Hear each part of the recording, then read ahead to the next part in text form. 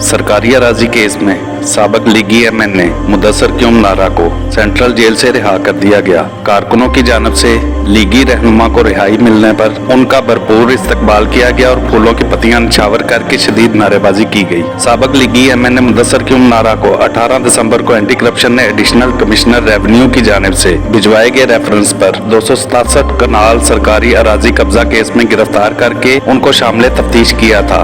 बाद 10 कनाल अराजी पर कब्जा का भी मुकदमा दर्ज किया गया था, जिन्हें गुज़श्ता रोज अदालत ने दोनों मुकदमात में जमानत पर रिहा करने का हुक्म दिया था, जिस पर आज मुदस्सर क्यूम नारा को सेंट्रल जेल से रिहा कर दिया गया। इस मौका पर कारकुनों की बड़ी तादाद सेंट्रल जेल के बाहर मौजूद थी। मुदस्सर क्यूम नारा के बाहर आते ही कारकुनों की जानब से इनका भरपूर इस्तकबाल किया गया। फूलों की पत्तियां निछावर करते हुए शदीद नारेबाजी भी की गई और एक बड़े जुलूस की शक्ल में उन्हें नौशहरा विरका लेकर जाया गया। इस मौका पर गुफ्तगू करते हुए साबक लीगी एमएनए का कहना था कि हमने किसी जमीन पर कब्जा नहीं किया, सियासी मुकदमात बनाए जा रहे हैं, जेल और थाने में कैद तन्हाई में रखा गया। मुदस्सर क्यूम नारा ने कहा कि मुकदमात और जेलें हमारे रास्ते की दीवार नहीं बन सकती। हमारा जोश मजीद बढ़ गया है, मियां नवाज शरीफ के साथ खड़े हैं। साबक एमएनए की रिहाई के मौका पर सेंट्रल जेल के बाहर पुलिस की भारी नफरी तैनात थी ताकि कोई नाखुशगवार वाकया रूनुमा ना हो सके।